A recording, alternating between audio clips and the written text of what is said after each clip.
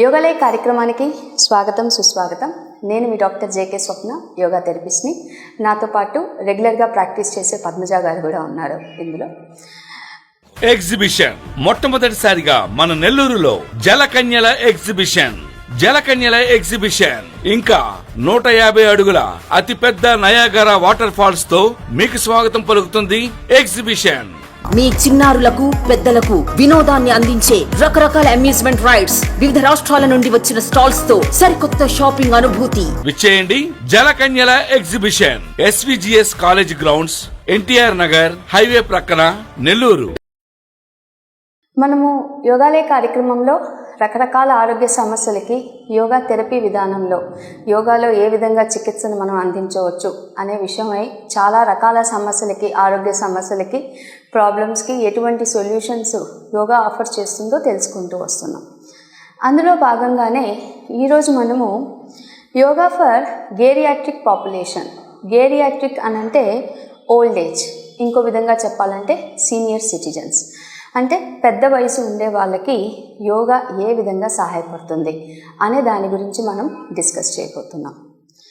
WHO world health organization statistics ప్రకారము ఒక రిపోర్ట్లో 2050 సంవత్సరానికి మన ప్రపంచంలో వృద్ధ జనాభా అంటే అబౌవ్ 60 years వాళ్ళ జనాభా డబల్ అయిపోతుంది. అంటే యంగ్స్టర్స్ కన్నా ఓల్డ్ పీపుల్ ఎక్కువగా, అంటే డబల్ అంటే జనాభా వాళ్ళే ఎక్కువగా ఉంటారు వర్క్ ఫోర్స్లో. కానీ అంటే ఎక్కడ చూసినా కూడా ఓల్డ్ ఏజ్ పీపుల్ ఎక్కువగా ఉంటారు.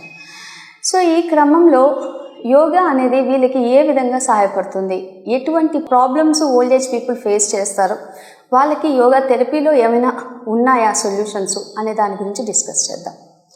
సో ఓల్డ్ ఏజ్ అనగానే అందరికీ గుర్తొచ్చేది ఎప్పటి నుంచి ఓల్డ్ ఏజ్? 40 తర్వాతన, 50 తర్వాతన, 60 తర్వాతన. ఒకప్పుడు లైఫ్ స్పాన్ అనేది 120-125 years ఉండేది. ఆ తర్వాత స్లోగా 100 yearsకి వచ్చింది. ఇప్పుడు మనం 60 years హ్యాపీగా బతికితేనే అదే చాలని అనుకుంటూ ఉన్నాము. ఇన్ జనరల్గా రకరకాల దేశాల్లో ఓల్డ్ ఏజ్కి డిఫరెంట్ స్టాండర్డ్స్ ఉన్నా కూడా యావరేజ్గా 60 years దాటితే లేదా 65 years దాటితే, అంటే వన్స్ యూ గెట్ రిటైర్డ్, కొన్ని దేశాల్లో 65 ఉంటుంది, కొన్ని దేశాల్లో 60 ఉంటుంది. So once you reach your retirement age, then we term them as senior citizen అని అంటుంటారు. అంటే 60-65 వస్తే తప్పకుండా ప్రాబ్లమ్స్ వస్తాయా? అలా అని ఎక్కడా లేదండి. చాలా వరకు 60-65కి ఒక యావరేజ్గా తీసుకుంటే 100 మంది అని అనుకుంటే ఆ 100 మందిలో 60-70% మందికి రకరకాల ఏజ్ వల్ల వచ్చే ప్రాబ్లమ్స్, అంటే వయస్సుతో పాటు కొన్ని సమస్యలు వాళ్ళకు వస్తాయి. ఒక 30% పాపులేషన్ వాళ్ళు ఎప్పుడూ కూడా స్ట్రాంగ్గా, ఎందుకంటే వాళ్ళ లైఫ్ స్టైల్ మొత్తం చిన్నప్పటి నుంచి వాళ్ళ పెరిగిన క్రమం కానీ, వాళ్ళ హెల్త్ని జాగ్రత్తగా చూసుకునే విధానంలో వల్ల కానీ వాళ్ళకి ఏమి ప్రాబ్లమ్స్ ఉత్పన్నమవ్వవు. సో మనము ఎవరికైతే ప్రాబ్లమ్స్ రెగ్యులర్గా వస్తున్నాయో వాళ్ళకి యోగా ఏ విధంగా హెల్ప్ చేస్తుంది చూద్దాం. సో ఇప్పుడు ఎటువంటి ప్రాబ్లమ్స్ వస్తాయి సీనియర్ సిటిజన్స్కి? సో సీనియర్ సిటిజన్స్ అనగానే యూజువల్గా 4 ఏరియాలుగా విభజిస్తారండి. 4 areas where we get most of the problems. First area వచ్చి ఫిజికల్ ప్రాబ్లమ్స్ అండి, అంటే శారీరక సమస్యలు. ఏజ్తో పాటు శారీరకంగా వాళ్ళకి ఆస్టియోపారోసిస్, ఆర్థరైటిస్ అంటే వాతానికి సంబంధించిన ప్రాబ్లమ్స్, కీళ్ళ నొప్పులు, భుజాల నొప్పులు, ఇలా నడుము నొప్పి, రకరకాలుగా శారీరకంగా అంటే ఫిజికల్గా వాళ్ళకి కొన్ని ప్రాబ్లమ్స్ వస్తూ ఉంటాయి. అంటే ఏజ్తో పాటు 60, 65, 70 క్రాస్ అయ్యే కొద్దీ. అఫ్కోర్స్ ఇప్పుడు 40-45 వాళ్ళకు వస్తుంది, కానీ మనం ఆ ఏరియాని టచ్ చేయట్లేదు. We are touching only after 60-65. So physical సమస్యలు ఒక ఏరియా అని అనుకుంటే మెంటల్ ఇష్యూస్, అంటే మెంటల్ హెల్త్, మానసికంగా 60-65 years ఏజ్కి ఒకసారి మనం రీచ్ అవ్వగానే మన పిల్లలంతా కూడా పెద్దవారైపోయి ఉంటారు. వాళ్ళ ఉద్యోగాల్లో, వాళ్ళ సంసారాల్లో వాళ్ళు బిజీగా ఉండేటప్పుడు, మీరు అన్ని రోజుల్లో బిజీగా ఉండేవాళ్ళు ఒక్కసారిగా మీరు ఫ్రీ అవుతారు. మీకు ప్రతిరోజు మీతో మాట్లాడడానికి కానీ, మీరు ఏదైనా యాక్టివిటీ చేయడానికి, అంటే ఒక్కసారిగా ఒక వర్క్లో నుంచి మీరు ఫ్రీ అయినప్పుడు ఆ టైంని ఎలా యూటిలైజ్ చేయాలో తెలియక, మీకు మీ ఫ్యామిలీ మెంబర్స్ దగ్గరగా లేక మీరు అలోన్నెస్ అంటే యాంగ్జైటీకి గురవ్వచ్చు, డిప్రెషన్కి గురవ్వచ్చు, అంటే మెంటల్ హెల్త్. ఇప్పుడు ఎక్కువగా మనం చూసేది అల్జైమర్స్, పార్కిన్సన్, డిమెన్షియా ఇలాంటి ప్రాబ్లమ్స్ కూడా ఈ మానసికంగా వీళ్ళు మెంటల్ హెల్త్ సరిగ్గా లేకున్నందువల్ల వచ్చే సమస్యలను చూస్తున్నాం.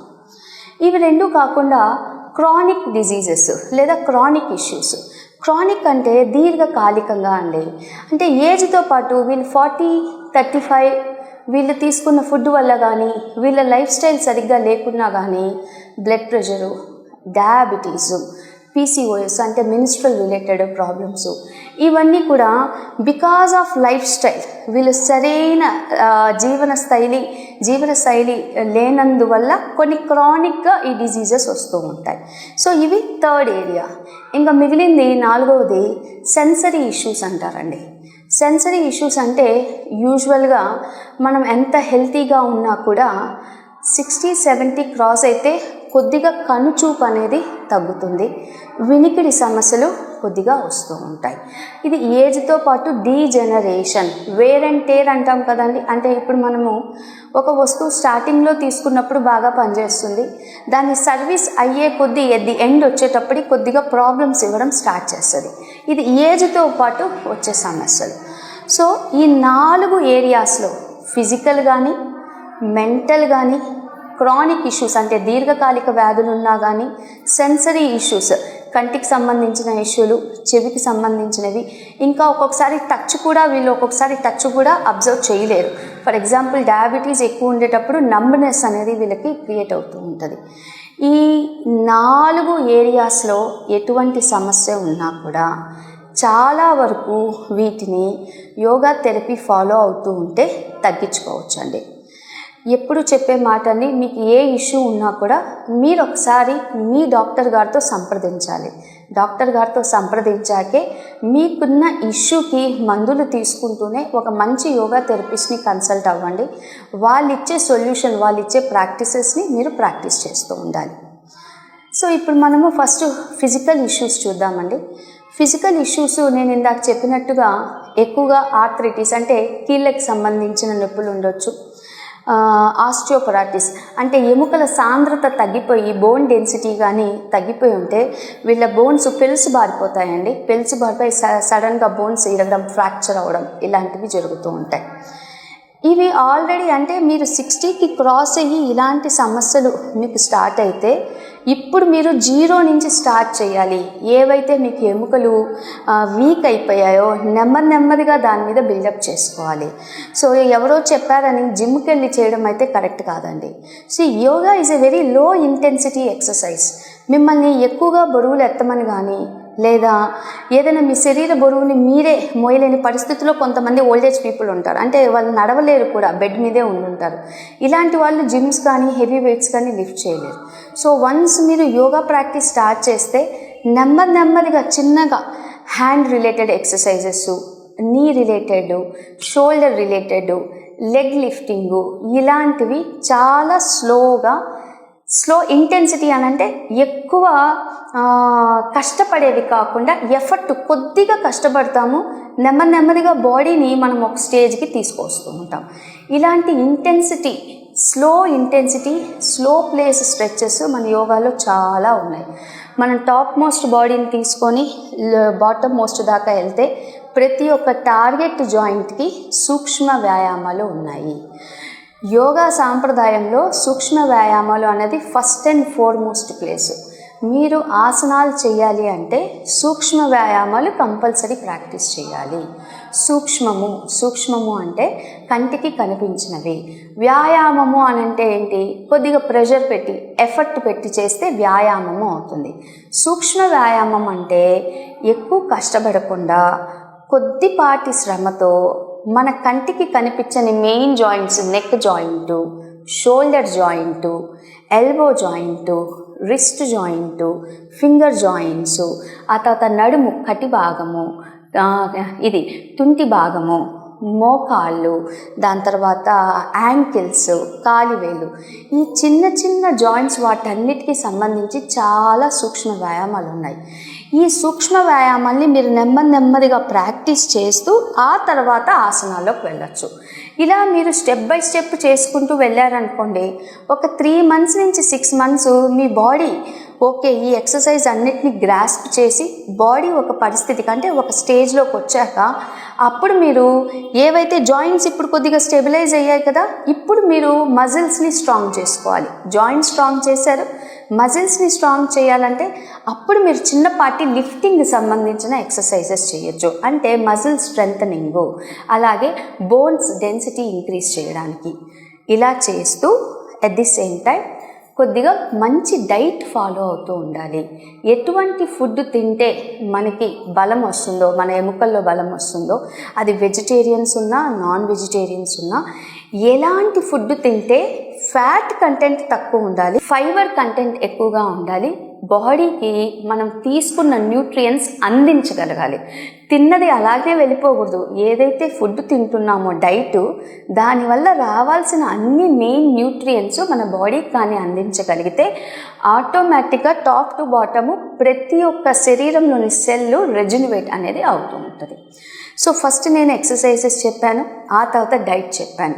ఈ రెండిటితో పాటు మెయిన్గా ఓల్డ్ ఏజ్ పీపుల్ ఎక్కువగా అటాచ్మెంట్స్ పెట్టుకొని ఉంటారండి.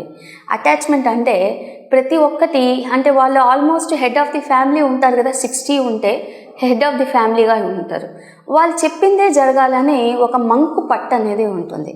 వాళ్ళు ఏదైతే ఇంట్లో డిసిప్లిన్ ఫాలో అవుతున్నారో అది రైటా రాంగా అనేది వాళ్ళు ఆలోచించరు, కానీ వాళ్ళు చెప్పిందే జరగాలి అని అనుకుంటారు.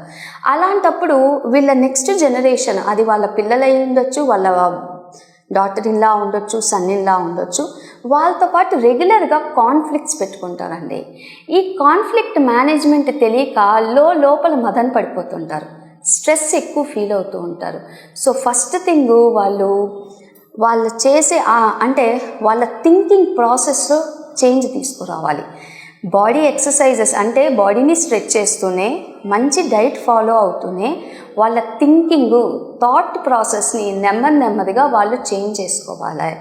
ఇంపార్టెంట్ విషయాల్లో ఒకటే తలదూరుస్తూ మిగతా వాటిలో ఏవైతే మనకు అంత సంబంధించింది కాదో దాంట్లో మనం ఎక్కువగా అవ్వకుండా డిటాచ్మెంటు ప్రాక్టీస్ చేస్తూ ఉండాలి. అందుకే యోగాలో అభ్యాసేన వైరాగ్యాభ్యాం తన్నిరోధ అని అన్నారు. అంటే వీలైనంత వరకు ప్రాక్టీస్ డిటాచ్మెంట్ని ప్రాక్టీస్ చేయడం స్టార్ట్ చేయాలి.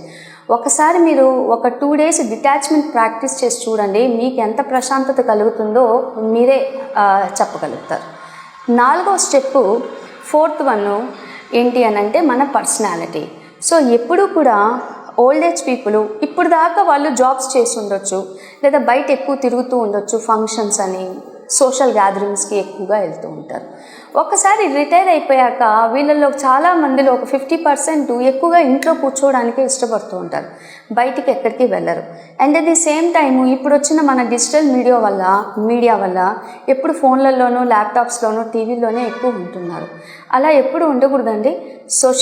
సోషల్ అంటే సామాజికంగా మీ రిలేటివ్స్ ఎవరైతే ఉన్నారో, మీ ఫ్రెండ్స్ ఎవరైతే ఉన్నారో వాళ్ళతో అప్పుడప్పుడు టచ్లో ఉండాలి, బయట తిరగాలి, వాకింగ్, యోగా చేసినా కూడా కుదిరితే వాకింగ్కి వెళ్ళాలి. కోర్స్ మీరు అనొచ్చు, మేము ఆల్రెడీ ఓల్డ్ ఏజ్ కదండి, మేము బెడ్ రిడన్ వాళ్ళు కూడా కాసేపు బాల్కనీలో 20 to 30 minutes సన్లైట్లో కూర్చోవాలి. ఎప్పుడు ఇంట్లోనే కూర్చోవద్దు, బయట వాక్ చేయండి, గాలి తగలనివ్వండి, నేచర్తో టైం స్పెండ్ చేయండి. అండ్ చుట్టుపక్కల ఉండే వాళ్ళతో ఒకసారి జస్ట్ హాయ్, ఒక నవ్వు నవ్వండి, హలో అని చెప్పండి, మాటలు కదిలించండి. ఓన్లీ ఒకే దగ్గర మాత్రం ఉండొద్దు. ఇలా మీరు ఈ 4 ఆస్పెక్ట్స్లో కొద్దిగా చేంజెస్ కానీ తీసుకురాగలిగితే మీ మైండ్లో అలాగే మీకు ఏవైతే ఆరోగ్య సమస్యలు ఉన్నాయో అవి స్లోగా క్లియర్ అవుతూ ఉంటాయి. సో ఇప్పుడు అందులో the first aspect physical stretches. అంటే ఎటువంటి స్ట్రెచెస్ చేస్తే ఓల్డ్ ఏజ్ వాళ్ళకి హెల్ప్ చేస్తుంది. ఇక్కడ ఇప్పుడు 2 ఉన్నాయండి. కొన్ని నేను ఇప్పుడు కింద కూర్చొని చూపిస్తాను. సో వీళ్ళు బెడ్ మీద కూడా కూర్చొని చేసుకోవచ్చు. ఓకే, ఇవే స్ట్రెచెస్ కుర్చీలో కూర్చొని కూడా చేసుకోవచ్చు. ఓకే, ఏవైతే ఇప్పుడు నేను చూపించేవి చాలా సింపుల్ స్ట్రెచెస్. ఇవి ఆల్రెడీ మీరు నా చాలా ఎపిసోడ్లో చూసుండొచ్చు. బట్ ఎస్పెషలీ ఇప్పుడు చెప్పేవన్నీ కూడా రెగ్యులర్గా ఓల్డ్ ఏజ్ పీపుల్ ఎవరైతే బెడ్ మీద కూర్చున్నారో వాళ్ళు, అంటే బెడ్ రిడన్ అయ్యి బెడ్లో కూర్చోగలుగుతారో వాళ్ళు చేయొచ్చు, నిలబడుకొని యాక్టివ్గానే ఉన్నారో వాళ్ళు కూడా చేసుకోవచ్చు. సో ఫస్ట్ మనము టాప్ టు బాటమ్ వెళ్దామండి. ముందుగా first I related, simple I related చెప్తానండి. మేము ఇప్పుడు 3 రౌండ్స్ మాత్రమే చేస్తాము. మీరు మీ ఇంటి దగ్గర ఇవి 10 రౌండ్స్ చేయడానికి ప్రయత్నం చేయండి. First we are targeting our eyes, కళ్ళని టార్గెట్ చేస్తున్నాము. వీపు నిటారుగా పెట్టుకోండి. రైట్. సో ఫస్ట్ కళ్ళని ముందుగా మీ కుడివైపు, మెడ తిప్పకూడదండి, ఓన్లీ ఐస్. కుడివైపు చూడండి, ఎడం వైపు చూడండి, కుడివైపు చూడండి, ఎడం వైపు చూడండి. Look right, look left. ఇప్పుడు లెఫ్ట్ చూడండి, right, left, right, left, right.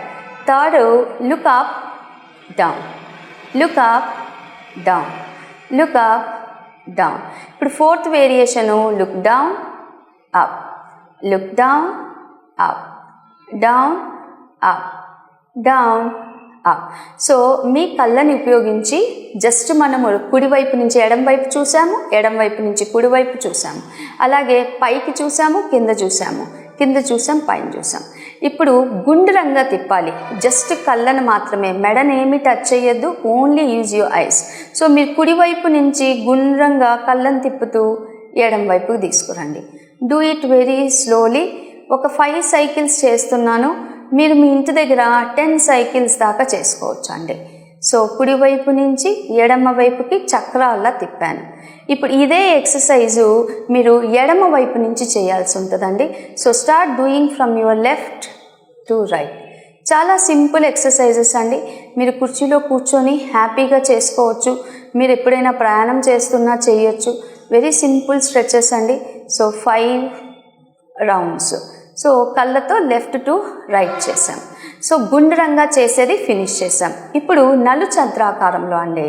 నలు చంద్రాకారంలో అంటే స్క్వేర్ షేప్ అన్నమాట. ముందుగా మీరు ఒక గోడని ఇమాజిన్ చేసుకోండి. మీ ఎదురుగానే ఒక గోడ ఉందనుకోండి. ఆ గోడలో కుడివైపు టాప్ మోస్ట్ అంటే కుడివైపు పైన గోడ యొక్క కార్నర్ ఏదైతే ఉంటుందో అక్కడ చూపుని అక్కడ చూడాలి. ఆ తర్వాత అక్కడి నుంచి చూపుని స్ట్రెయిట్గా తీసుకొని వస్తూ లెఫ్ట్ సైడ్ కార్నర్కి చూడాలి. అక్కడి నుంచి చూపుని నెమ్మదిగా ఆ కార్నర్లోని కిందకి తీసుకొని వస్తూ లెఫ్ట్ సైడ్ బాటంకి చూస్తాం. బాటం చూసిన తర్వాత చూపుని అలాగనే ఆ లైన్ ద్వారానే తీసుకొని వస్తూ రైట్ సైడ్ కార్నర్కి చూస్తాం. సో ఇదే ఇప్పుడు ఇంకో 4 సార్లు చేయబోతున్నాం. లెఫ్ట్ కార్నర్ నుంచి రైట్ టాప్ మోస్ట్ కార్నర్, అక్కడి నుంచి చూపును అలాగనే తీసుకొని వస్తూ left top most corner, left bottom most corner, travelling towards the right bottom corner, right top corner, left top corner, left bottom corner, right bottom corner, right top corner, left top corner, left down corner, right bottom corner, right left corner, right top corner, left top, left bottom, centre. So సర్కిల్లో చేసాము. ఇది మీరు ఆపోజిట్గా కూడా చేసుకోవచ్చు. ఇవి 2 కాకుండా ఫోకస్కి సంబంధించినవి కొన్ని ఉన్నాయండి. ఫోకస్ అంటే ఏం లేదండి, మీరు మీ కుడి కన్నుని ఇలా క్లోజ్ చేసుకోవాలి. మీ అరచేత్తో కుడి కన్నుని క్లోజ్ చేయండి. ఎడమ చేయి చూపుడు వేలు ఉంది కదా, ఇది దూరంగా పెట్టండి. ఓకే, దీన్ని నెమ్మదిగా కంటి దగ్గరికి తీసుకురండి. 2 సెకండ్లు ఉంచండి. 1 2 3 4 5. మళ్ళీ బ్యాక్ దూరంగా తీసుకెళ్ళండి. మళ్ళీ స్లోగా దగ్గరికి తీసుకురండి. అలాగనే దూరంగా తీసుకెళ్ళండి. Slowly bring closer and again go back. నెమ్మదిగా కళ్ళు తెరవండి. ఇదే మీరు మీ లెఫ్ట్ ఐ అంటే కుడి చేతిని ఇలా పెట్టుకొని ఎడం కన్ను క్లోజ్ చేసుకుంటాం. ఇది ఒక వేరియేషన్. రెండో వేరియేషన్ ఏంటంటే అండి, మీ బొటన వేలుని ఇలా ముందుకు పెట్టుకోండి, ఎడమ చెయ్యి వెనక్కి పెట్టేసేయండి. కరెక్ట్గా మీ కంటి లెవెల్లో ఉండాలి. ఈ లెవెల్లో ఉండాక మీ చూపేమో ఇలా అంటే మీ మెడను తిప్పకుండా బొటన వేలుని ఒక్కటే తిప్పుతూ కంటి చూపు బొటన వేలునే చూస్తూ ఉండాలి. మెడను తిప్పట్లేదు, మనము intense focus on the corner of the I. మళ్ళీ అలాగనే బొటన వేలు నెమ్మదిగా ముందుకు దాకా తీసుకొచ్చాం. Again second round. నేను నా మెడ తిప్పట్లేదు, బొటన్ వేలుని ఒకటే తిప్పుతూ ఉన్నాను. స్లోగా కార్నర్ ఆఫ్ ది ఐకి తీసుకొచ్చాను. మళ్ళీ అగైన్ బ్రింగ్ బ్యాక్. నెమ్మదిగా చేతిని కిందకి తీసుకొచ్చాను. సో ఇది మీరు ఇప్పుడు నేను చూపించినవన్నీ కూడా 10 రౌండ్స్ చూపించానండి. ఐ రిలేటెడ్ అయితే చాలా ఉన్నాయి, రెగ్యులర్గా చాలా ఉన్నాయి. ఇవి మీరు ఒక ట్రయాంగిల్ డ్రా చేసుకొని కూడా మీరు top most point, bottom most, మళ్ళీ ఇలా ఒక బాల్ వెళ్తున్నట్టుగా ఎక్సర్సైజ్ చేసుకోవచ్చు. జిగ్జాగ్ ప్యాటర్న్ పెన్తో డ్రా చేసుకొని పైన నుండి కంటిని ఇలా జెడ్ షేప్లో ఉంటుంది కదండి, అట్లా కంటిని మూమెంట్స్ చేసుకోవచ్చు.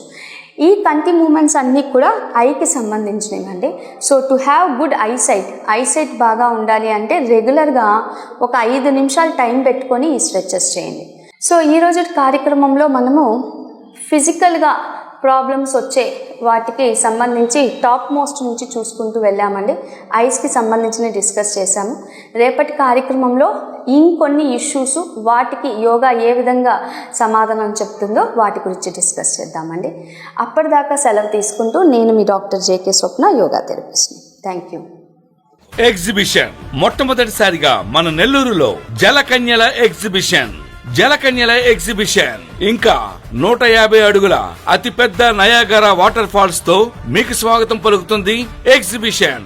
మీ చిన్నారులకు పెద్దలకు వినోదాన్ని అందించే రకరకాల అమ్యూజ్మెంట్ రైడ్స్, వివిధ రాష్ట్రాల నుండి వచ్చిన స్టాల్స్ తో సరికొత్త షాపింగ్ అనుభూతి. విచ్చేయండి జలకన్యల exhibition, SVGS college grounds, NTR Nagar highway ప్రక్కన, నెల్లూరు.